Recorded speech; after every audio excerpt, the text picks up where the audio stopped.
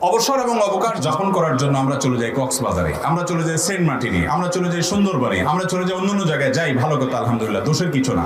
কিন্তু এর পাশাপাশি মাঝে মধ্যে ভোগের পাশাপাশি অবসরের সময়টাতে ত্যাগের সিদ্ধান্ত গ্রহণ করেন। ত্যাগ কিভাবে করবেন? একটা পরিবার কয়েকজন সদস্য আছেন, পঞ্চগড়ে চলে যান, নীলফামারীতে চলে যাব, রংপুরে চলে যাব, এমন এলাকাতে চলে যাব, কথার কথা কয়েকটা বললাম, যে এলাকাতে মানুষের অনেক নিড আছে, মানুষ কষ্টে দিনাতিপাত করে, অনেক গরিব, অনেক অভাবী মানুষ সেখানে আছে, সেখানে একটু চলে যান, যে হোটেলে একটা রুম নেন এবং দিনের বেলা বাচ্চাদেরকে নিয়ে চলে যান, গহীন গ্রামের ভিতর ঢুকে যান, মানুষের জীবনযাপন দেখেন, বাচ্চাদেরকে বোঝান যে তোমরা কিভাবে চলো আর এরা কিভাবে চলে, তারা কত কষ্ট করে, তাদের শিশুরা কত কষ্ট করে স্কুলে যায়, তাদের লাইফ কি আর তোমার লাইফস্টাইল কি, বাচ্চাদেরকে একটু দেখান এবং তাদের হাত দিয়ে তাদেরকে সহায়তা করান, সাহায্য করান। সন্তানদের মধ্যে মানবিক মূল্যবোধ জাগ্রত হবে ইনশাআল্লাহ। তরুণ যারা আছেন 2-4-5 বন্ধু মিলে চলে যান। কনকনে শীতে কত কষ্ট করে মানুষ, একটু যেয়ে দেখেন কি শীত পড়ে সে সমস্ত এলাকায়। শীতের কারণে মানুষ মারা পর্যন্ত যায়। 2-4টা জামা নিয়ে যান, 2-4টা পোশাক নিয়ে যান, 2-4টা চাদর কিনে নিয়ে যান। গ্রামে ঘরে ঘরে গিয়ে মানুষের পুরাতন কাপড় কালেকশন করেন। 1 বস্তা 2 বস্তা কাপড় নিয়ে 2-4 বন্ধু নিয়ে চলে যান, গিয়ে মানুষের পাশে একটু দাঁড়ান। আল্লাহর কসম করে বলছি, ভোগে যে আনন্দ পাবেন তার চাইতে অনেক গুণ বেশি আনন্দ পাবেন মানুষের জন্য কিছু করতে পারলে। নভেম্বর ডিসেম্বর আসলে, বিশেষ করে যখন শিক্ষা প্রতিষ্ঠানগুলো বন্ধ হয়ে যায়, আমাদের দেশ সহ গোটা পৃথিবীতে বিভিন্ন জায়গায় আমরা দেখি মানুষ সফরে যায় এবং ছুটি এবং অবকাশ যাপনের জন্য বের হয়ে থাকে। আলহামদুলিল্লাহ, আমাদের এই প্রিয় মাতৃভূমি, প্রিয় বাংলাদেশেও মানুষ যার যার সাধ্য অনুযায়ী মানুষ ঘুরতে চলে যায়। কেউ দাদা বাড়ি বেড়াতে যায়, কেউ নানা বাড়ি বেড়াতে যাও, কেউ কোনো পর্যটন স্পটে চলে যাও, কেউ কক্সবাজারে চলে যায়, এক একজন এক এক জায়গায় যায়। এই যে অবকাশ যাপন, এই যে ছুটি উদযাপন, এটা আমাদের রিফ্রেশমেন্টের জন্য আমরা করে থাকি। এটা আমরা করি যাতে করে নতুন করে আবার কাজের উদ্যম আসে। পড়তে পড়তে, পরীক্ষা দিতে দিতে শিক্ষার্থীরা ক্লান্ত, সেই ক্লান্তি দূর করবার জন্য একটু ছুটিতে যেতে হয়, একটু ঘুরতে যেতে হয়, একটু অবকাশে যেতে হয়। কাজ করতে করতে আমরা ক্লান্ত, কিছুটা ক্লান্তি দূর করবার জন্য আমাদেরকে একটু রিফ্রেশমেন্টের জন্য যেতে হয় সফরে, একটু জার্নিতে, একটু ঘুরতে। ইসলাম এটাকে সম্পূর্ণ সমর্থন করে। কিন্তু ভাই আমার, মনে রাখতে হবে, আমরা কাজ করতে করতে যখন অবসরে যাই বা ছুটিতে যাই বা একটু অবকাশে বের হই, এই সময়টাতে বেশিরভাগ মানুষ আমরা খেয়াল খুশি মতো চলে আমাদের অবকাশ যাপনটাকে আল্লাহর অবাধ্যতার কাজে ব্যয় করে সেটাকে একটা গুনাহের ট্যুর হিসাবে পরিণত করি। সেজন্য আমার কয়েকটি আবেদন থাকবে সেসব ভাইদের প্রতি যারা বিভিন্ন সফরে যান, বিভিন্ন ট্যুরে যান, বিশেষ করে ছুটি কাটাতে। সেটা ইয়াংরা হতে পারেন বা চাকরিজীবী হতে পারেন, শিক্ষার্থী হতে পারেন, যে কোনো বয়সে মানুষ হতে পারে। প্রথম কথা হলো, মনে রাখবেন ভাইরা আমার, মানুষের জীবনের সবচেয়ে মূল্যবান সম্পদ হলো সময়। সময়ের চাইতে মূল্যবান কোনো অ্যাসেট মানুষের জীবনে আর নাই। টাকা পয়সা, সোনা গহনা, যত কিছু বলেন, এই সব কিছুর চাইতেও দামি জিনিসটা, সেটা হলো সময়। একজন মানুষ তার মৃত্যু নিশ্চিত, এরপরে যদি তাকে 1 মাস 2 মাস বা 6 মাস তাকে বেঁচে থাকার সুযোগ দেওয়া হয় টাকার বিনিময়ে, যদি বলা হয় এই টাকা দিলে তোমার হায়াতটা এক্সটেনশন হবে, তাহলে পৃথিবীর যে কোনো মানুষই চাইবে মাস 2 মাস তো পরের কথা, 2-4 দিনও যদি এক্সটেনশন করা যায়, টাকার বিনিময়ে সেটা করতে চাইবে। কারণ টাকার চাইতে সময়টার গুরুত্ব, জীবনের গুরুত্ব অনেক বেশি। আমার তরুণ ভাইদেরকে বেশিরভাগ বলবো, তারুণ্যের যে সময়টা, এটা আমরা বেশিরভাগ সময় হেলায়, অবহেলায় এবং সাধারণ যে সমস্ত কর্মকাণ্ড, হাসি তামাশা, ফুর্তি, এই সমস্ত কাজে আমাদের তারুণ্যের গুরুত্বপূর্ণ সময়টাকে আমরা ব্যয় করে ফেলি, যেটা উচিত নয়। অবকাশ, আপনি ছুটিতে যান, সেই ছুটিটা হতে হবে প্রোডাক্টিভ। খুব সংক্ষিপ্ত একটা জীবন নিয়ে আমরা দুনিয়াতে এসেছি, দেখতে দেখতে সেটা শেষ হয়ে যাবে। যারা বার্ধক্যে চলে গেছেন, 40-45 পার হয়ে গেছেন, তাদেরকে জিজ্ঞাসা করুন, শৈশব এবং শিশুকাল মনে হবে কয়দিন আগে কাটিয়ে এসেছি, এই সবে মাত্র মনে হয়ে গেল কয়দিন আগে। দেখতে দেখতে জীবনটা পার হয়ে যায়। মালাকুল মউত যখন হাজির হয়ে যাবে, আপনি তখন যদি সুযোগ চান যে 1 ঘন্টা সুযোগ দাও 2-4 রাকাত নামাজ পড়বো, সেই সুযোগ কিন্তু আমরা কেউই পাবো না। এই জন্য ছুটির যে সময়টা আছে, এই সময়টাকে সুবর্ণ সুযোগ হিসেবে নিয়ে এটাকে প্রোডাক্টিভ করার চেষ্টা করতে হবে। ইমানদার কখনো আনপ্রোডাক্টিভ কাজ করতে পারে না, অযথা সময় নষ্ট করতে পারে না। ক্বাদ আফলাহাল মুমিনুন আল্লাযীনা হুম ফি সালাতিহিম খাশিউন। ইমানদারদের মধ্যে সেই ইমানদার সফল হয় যে অহেতুক অনর্থক কাজ থেকে নিজেকে বাঁচিয়ে রাখতে পারে। ভাইরা আমার, ছুটি, আনন্দ, বিনোদন, এটা আপনি কাটানোর পাশাপাশি এটাকে প্রোডাক্টিভ করার জন্য কয়েকটি পরামর্শের প্রথম পরামর্শ হলো আপনি ছুটির সময়টাতে কোরআনের কিছু সূরা, ছোট ছোট সূরা মুখস্থ করার জন্য পরিকল্পনা করেন। সারা বছর জুড়ে আমরা অনেকে কোরআনকে সময় দিতে পারি না। কিয়ামতের ময়দানে রাসূল করিম সাল্লাল্লাহু আলাইহি ওয়াসাল্লাম আল্লাহর আদালতে নালিশ করবেন এবং বলবেন, আল্লাহ, আমার কওম কোরআনকে পরিহার করেছে, পরিত্যাগ করেছে, কোরআনকে সময় দেয়নি। ছুটির এই সময়টাতে ছোট ছোট সূরা, একটা সূরা মুখস্থ করেন, দুইটা সূরা মুখস্থ করেন, নামাজে মনোযোগ হয় না, সবাই অভিযোগ করেন একই সূরা বারবার সব সময় পড়তে থাকেন। একটু নতুন একটা সূরা মুখস্থ করেন, সেটাকে আপনি নামাজে ট্রায়াল করেন, দেখবেন মনোযোগ আসবে ইনশাআল্লাহ। তাহলে ছুটির এই সময়টাতে আমরা ছোট ছোট সূরা পড়তে পারি, বুঝে পড়ার চেষ্টা করি, কোরআনের অর্থ জানার চেষ্টা করতে পারি, কিছু হাদিস জানার চেষ্টা করতে পারি। এটা যদি আপনি করেন ইনশাআল্লাহ আপনার ছুটিটা বরকতময় হবে এবং সুন্দরভাবে কাটাবে। নাম্বার 2, যাদেরকে আল্লাহ রাব্বুল আলামিন তৌফিক দিয়েছেন ওমরা করার, সপরিবারে গেলে ওমরা করে আমরা চলে আসতে পারি যাদের তৌফিক আছে। আর যারা সপরিবারে যেতে পারে না, একাকী যান। আজকাল আলহামদুলিল্লাহ আমাদের দেশ থেকে অনেকে ভারতে ঘুরতে যান, অনেকে মালদ্বীপে ঘুরতে যান, অনেকে শ্রীলঙ্কায় ঘুরতে যান, অনেকে অন্যান্য দেশে ঘুরতে যান। বহু মানুষ আজকাল বাইরে ঘুরতে যাচ্ছে। কিন্তু ছুটির সময়টা যদি পরিবার নিয়ে বা আপনি একাকী মক্কা এবং মদিনা ঘুরে আসেন, দেখবেন আপনার এনার্জি কি পরিমাণ তৈরি হচ্ছে। ইমানের এনার্জিও হবে, আপনার কাজের স্পৃহাও বাড়বে এবং এর পরবর্তী জীবনটার আগের জীবনের ভিতরে পার্থক্য দিনের আলোর মতো আপনি দেখতে পাবেন ইনশাআল্লাহ। আল্লাহ যাদেরকে তৌফিক দিয়েছেন আমরা সেই চেষ্টা করব ইনশাআল্লাহ। তৃতীয়ত যে পরামর্শ দিব তা হলো আত্মীয় স্বজনের হক আদায় করা। এটা কি সুন্নত না ফরজ? ফরজ। এই ফরজটা আমাদের আদায় করা হয় না। ভালো করে শুনবেন, যদি জান্নাতে যেতে চান রক্ত সম্পর্কীয় আত্মীয়দের সাথে আপনার কানেকশন থাকতে হবে, যোগাযোগ থাকতে হবে, খোঁজ খবর নিতে হবে, যেটা অন্য সময় হয়তো ব্যস্ততার কারণে পারেন না। এই ছুটির সময়, অবসর সময় একটু তালিকা করে আপনার খালা, আপনার ফুফু, আপনার চাচা, আপনার চাচাতো ভাই বোন, আপনার আপন ভাই বোন, আপনার ভাস্তা ভাতিজি, আপনার ভাগনা ভাগ্নি, আপনার রক্ত সম্পর্কীয় যারা আছেন, আপনার ময়মুরব্বী যারা আছেন, তাদের তালিকা করে প্রতিদিন 2 মিনিট 4 মিনিট করে কথা বলেন। অন্য সময় কথা বলতে পারেন না, এই ফরজটা আদায় করার জন্য অবসর সময়টাকে আপনি ব্যয় করেন। আর 4 নম্বর পরামর্শ হলো স্কিল ডেভেলপমেন্ট করেন। আমাদের যার যে কাজটা জানা নাই, আপনি একটা প্রোগ্রাম জানেন না কম্পিউটারে, সেটা একটু শেখার জন্য উদ্যোগী হন। আপনি একটা নতুন কিছু শেখার জন্য চেষ্টা করেন। এই সময়টাতে আপনি ভালো একটা কোর্স করেন, অনলাইনে, অফলাইনে অনেক উদ্যোগ আজকাল আছে। এটার মাধ্যমে আপনার এই ছুটিটা বিনোদনের পাশাপাশি, অবসরের পাশাপাশি, রেস্টের পাশাপাশি, রিফ্রেশমেন্টের পাশাপাশি ইনশাআল্লাহ এটা মোর প্রোডাক্টিভ হবে। এই কাজটা আমি করার জন্য বিনীতভাবে আমাদের তরুণ ভাইদেরকে আমি আহ্বান করবো। আমাদের অনেকেই আছে যে আমাদের স্কিল নেই, আমাদের তেমন কোনো দক্ষতা নেই, বা একটা দুটা দক্ষতা আছে, কেউ কম্পিউটারে শুধুমাত্র MS Word জানে আর কিছু জানে না। ভাই আরো 2-4টা প্রোগ্রাম শিখেন। যত বেশি দক্ষ হবেন এই পৃথিবী আপনার তত বেশি মূল্য দিবে। আর আল্লাহর কাছে শক্তিশালী, দক্ষ ইমানদার দুর্বল ইমানদারের চেয়ে বেশি প্রিয়। এই জন্য যত বেশি দক্ষতা বাড়াবেন আল্লাহর কাছেও প্রিয় হবেন, দুনিয়া তো আপনার ভালো হবে। ছুটির সময়টাতে বিশেষ করে এই কাজটা আমরা করবো ইনশাআল্লাহ বিইজনিল্লাহ। 5 নম্বর পরামর্শ হলো, এই পরামর্শটা বিশেষ করে তরুণদের জন্য এবং সকলের জন্য প্রযোজ্য। এবং এই আমার সব পরামর্শগুলোর ভিতরে এটা হলো সবচেয়ে মূল পয়েন্ট এবং আমি এটাকে বিশেষভাবে ফোকাস করতে চাই। সেটা হলো অবসর এবং অবকাশ যাপন করার জন্য আমরা চলে যাই কক্সবাজারে, আমরা চলে যাই সেন্ট মার্টিনে, আমরা চলে যাই সুন্দরবনে, আমরা চলে যাই অন্যান্য জায়গায়, যাই, ভালো কথা আলহামদুলিল্লাহ, দোষের কিছু না। কিন্তু এর পাশাপাশি মাঝে মধ্যে ভোগের পাশাপাশি অবসরের সময়টাতে ত্যাগের সিদ্ধান্ত গ্রহণ করেন। ত্যাগ কিভাবে করবেন?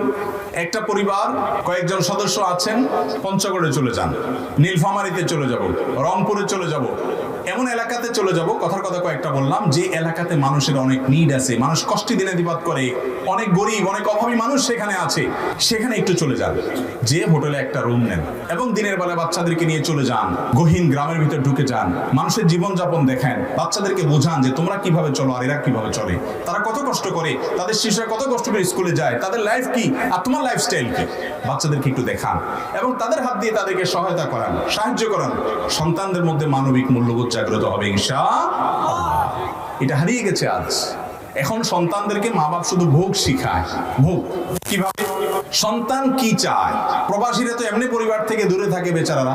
সন্তান শুধু মুখ দিয়ে বললো আব্বা এটা লাগবে, কি লাগবে? পিস্তল লাগবে, তো পিস্তলই কিনে দেয়। যদি বলে যে বিষ লাগবে, আমার মনে হয় বিষও কিনে দিবে, এমন অবস্থা। ছোট বাচ্চা 1 হাত আধা হাতের একটা মোবাইল ধরায় দেয়, এটা দেওয়া আর বিষ দেওয়া সমান? এগুলা বাদেও যদি বলি আমি, জামা কাপড় পোশাক আশাক কি চায় সন্তান, মা বাপ সবকিছু প্রোভাইড করতে রাজি আছে, কিন্তু সন্তানকে মানবতার দীক্ষা দিতে মা বাপ রাজি। এই অনুরোধটা আমি আকুল ভাবে আপনাদের কাছে করছি। উপকার যখন পাবেন, সুযোগ যখন পাবেন, আমি চেষ্টা করি এই কাজটা করার। সেজন্য আপনাদেরকে বলছি, পরিবার নিয়ে চলে যান গরিব এলাকাগুলোতে, অবসর সময়ে চলে যান বস্তিতে, একটু বোঝাপড়া করে তাদের সাথে আলাপ আলোচনা করে যান যে একটু ঢুকছি, তাদের একটু হেল্প করেন, একটু পাশে দাঁড়ান। পরিবার নিয়ে যেতে পারছেন না, তরুণ যারা আছেন 2-4-5 বন্ধু মিলে চলে যান। বিশেষ করে শীতের এই মৌসুমে, কনকনে শীতে কত কষ্ট করে মানুষ, একটু যেয়ে দেখেন কি শীত পড়ে সে সমস্ত এলাকা। শীতের কারণে মানুষ মারা পর্যন্ত যায়। 2-4টা জামা নিয়ে যান, 2-4টা পোশাক নিয়ে যান, 2-4টা চাদর কিনে নিয়ে যান। গ্রামে ঘরে ঘরে গিয়ে মানুষের পুরাতন কাপড় কালেকশন করেন, 1 বস্তা 2 বস্তা কাপড় নিয়ে 2-4 বন্ধু নিয়ে চলে যান, গিয়ে মানুষের পাশে একটু দাঁড়ান। আল্লাহর কসম করে বলছি, ভোগে যে আনন্দ পাবেন কক্সবাজারের ট্যুরে বা অন্যান্য পর্যটন ট্যুরে, সেগুলো যাওয়ার দরকার আছে, আল্লাহর জমিনে সেগুলো দেখার দরকার আছে, কিন্তু তার চাইতে অনেক গুণ বেশি আনন্দ পাবেন মানুষের জন্য কিছু করতে পারলে। আলহামদুলিল্লাহ, আমাকে আল্লাহ তাআলা বুঝজ্ঞান দিয়েছেন থেকে আমি এটাতে খুব এনজয় করি, খুব ভালো লাগে। আমাদের আসুন্নাহ ফাউন্ডেশন, আপনারা জানেন, দেশের প্রত্যন্ত অঞ্চলে মানুষের পাশে দাঁড়ানোর জন্য ক্ষুদ্র প্রয়াস আমরা করে থাকি, ক্ষুদ্র চেষ্টা করে থাকি আপনাদের সহযোগিতা নিয়ে। এবং আমি নিজে বিভিন্ন ব্যস্ততার মধ্যেও সেই সমস্ত জায়গায় যাই, কারণ অভাবী মানুষদের মধ্যে থাকলে আল্লাহর নিয়ামতের কথা মনে হয়। তাদের হাতে কিছু তুলে দিলে, তাদের মুখে যখন হাসিটা ফুটবে, আপনার ভেতরকার রূপ জাগ্রত হবে, আপনার ভিতরে মনুষ্যত্ব জাগ্রত হবে, মানবতা জাগ্রত হবে। আজ এত হানাহানি, এত খুনাখুনি, এত কাটাকাটি, এত মারামারি, এত অশান্তি আমাদের সমাজটাতে, এর অন্যতম একটা কারণ হলো আমরা সবাই ভোগবাদী হয়ে আসছি, আমরা ত্যাগবাদী হচ্ছি না। আমরা আজকে ত্যাগী হচ্ছি না, সবাই ভোগী হচ্ছি। সবাই কিভাবে ভোগ করবো সেই চিন্তায় আছি। ত্যাগের চেষ্টা করবো তো ইনশাআল্লাহ।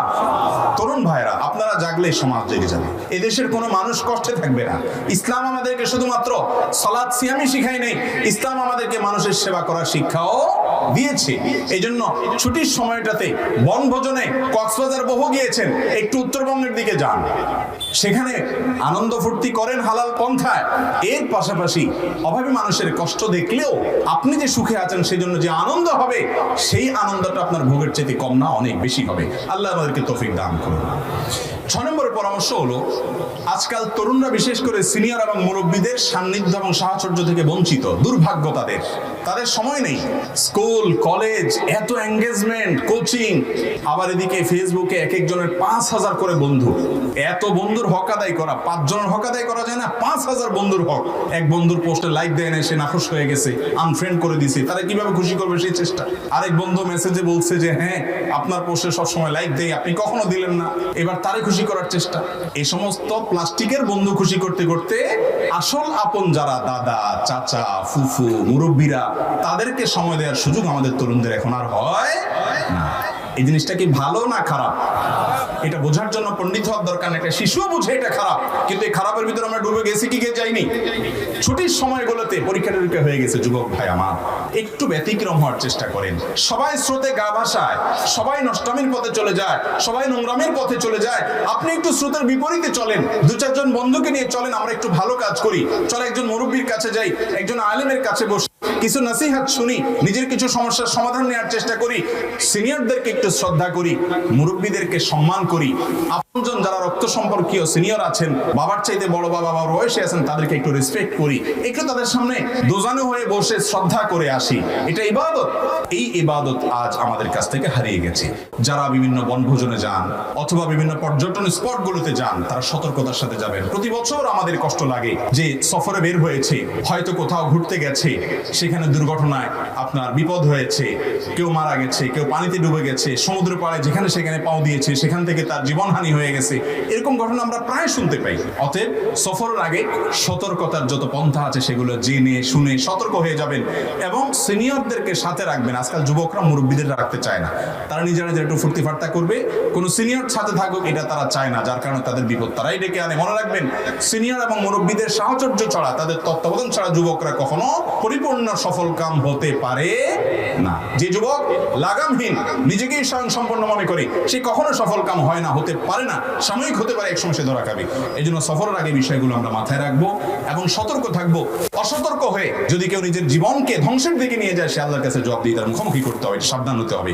8 নম্বর হলো, শুধু এই সতর্ক হইলে হবে না, শরীয়ত সফরের কি মাসআলা মাসাইল রেখেছে সেগুলো জানতে হবে। সফরে ফরজ নামাজকে আল্লাহ তাআলা অর্ধেক করে দিয়েছেন, সেখানে আমরা অন্যান্য ইবাদত বন্দেগী কিভাবে করব, রোজার ক্ষেত্রে ইসলাম কি ছাড় দিয়েছে, সফরে সফরে যাওয়ার সময় আল্লাহর কাছে কি দোয়া, আমরা এই সমস্ত দোয়া টোয়া করি না। এক এক দুর্ঘটনায় অনেক মানুষ মারা যায়, পুরো হা হুতাশ করি, আসল জায়গায় আমরা হাত দিই না। যেমন সফরে যাওয়ার আগে এই জিনিসগুলো আমরা শিখে নেব ইনশাআল্লাহ। 9 নম্বর এবং সর্বশেষ পরামর্শ হলো এই টাইমটাতে পরিবারকে সময় দিবেন। আজকাল তো আমাদের সময় নেই, সবাই হাতে মোবাইল আছে, হাত তুলে মোবাইলে শয়তানের কাছে মোনাজাত করি, আমরা সোশ্যাল মিডিয়াতে গুনাহের কাজ করে শয়তানের কাছে মোনাজাত করি, পরিবারকে সময় দেই না। ছুটি পাইছি, এই তো সুযোগ পাইছি, মোবাইলে স্ক্রল করতে করতে করতে করতে আঙ্গুলের মাথা ক্ষয়, এন্ডিং নেই, কোনো শেষ নেই। এই কাজগুলো না করে পরিবারকে আমরা ছুটিতে একটু সময় দেবো, একটু আপনার তাদের সাথে কথাবার্তা বলা, গল্প গুজব করা, তাদের কাজে সহায়তা করা, ছোট ভাইদেরকে ছোট বোনদেরকে সময় দেওয়া, এগুলো এখন রূপকথার গল্পের মতো, আমার কাছে এগুলো ভালো লাগে না। এখন যদি বলা হয় যে ফেসবুকে নতুন একটা অ্যাক্সেস আসছে, নতুন একটা ফিচার আসছে, এটা যদি বলে দেওয়া হয় যে এটাতে এটা হয়ে যায়, তাহলে এখন সবাই লাভ দিয়ে উঠবে এবং সবাই খুশি হয়ে যাবে। কিন্তু আমি যেটা বলতেছি সেটা আপনার জীবন গঠন হবে, সেটা দিয়ে আপনার আখিরাত গঠন হবে। আল্লাহ তাআলা আমাদেরকে আমলের তৌফিক দান করুন। এই সময়টাতে আমরা অনেকে গান বাজনা অন্য সময় না শুনলে এই সময় করি, বিশেষ করে যখন যুবকরা বনভোজনে যান, অন্য সময় গান না শুনলে এই সময় গান তো না শুনলে হয় না। শুধু গান নিজে শুনলেও হয় না অবশ্য, বাসের উপরে ট্রাকের উপরে আবার কয়েকটা বড় বড় মাইক লাগাই দিয়ে যান, যাইতে যাইতে এখান থেকে কক্সবাজার পর্যন্ত কয়েক হাজার মানুষকে গান শুনে শুধু নিজে গুনাহ করে পোষায় না তো, জাহান্নামে যেতে এত অল্প গুনাহ দিয়ে হবে না তো। এই জন্য পুরা পথের সমস্ত মানুষকে, হাজার হাজার মানুষকে গুনাহ করাইয়া তাদের সবার সমপরিমাণ গুনার ভাগ নিয়া সফর করে তারপরে আসি এমন ভাবে যে জাহান্নামে যাওয়ার জন্য বিশাল পুঁজি নিয়ে আমরা বাড়ি, ঠিক না বেঠি? আপনি একজন তরুণ, আপনি একজন শিক্ষিত অথবা শিক্ষার্থী হিসাবে একটু চিন্তা করুন, আপনার মাইকের আওয়াজে পুরো পথে যত মানুষের কষ্ট হবে, এর সবাইকে কষ্ট দেওয়ার কারণে আপনার আমলনামাতে গান কেন, ভালো জিনিস দিয়েও যদি মানুষকে কষ্ট দেন গুনাহ হবে কি হবে না? কোন মানুষের অধিকার নষ্ট করা যাবে না, কাউকে কষ্ট দেওয়া যাবে না, তাহলে ভালো মুসলমান হওয়া যাবে না। এজন্য সফরে যারা হারাম কাজ করেন, মিউজিক ইত্যাদি ডুবে থাকেন, আল্লাহর ভয় থাকা উচিত। যে কোনো মুহূর্তে অ্যাক্সিডেন্টে মৃত্যু এমনিও হতে পারে, সফরে আরো বেশি, সেখানে আল্লাহর জিকির হবে। কোন অবস্থাতে আমরা যেন অপরাধ না করি। আল্লাহ তাআলা আমাদেরকে বুঝার তৌফিক দান করুন। সেই সাথে অনেকে দেখবেন যে ছুটিতে ঘুমায়, শুধু ঘুমায়, কারণ সারা বছর এত বেশি রেস্ট করতে পারে না। তো রেস্ট হলো কি, ঘুমাইতে ঘুমাইতে তার গোটা ছুটি কেটে যায়। এটা অলস মানুষের ছুটি কাটা। ইমানদার কখনো অলস হতে পারে না, প্রোডাক্টিভ কিছু করার চেষ্টা করতে হবে। তরুণরা খেয়াল করবো ইনশাআল্লাহ।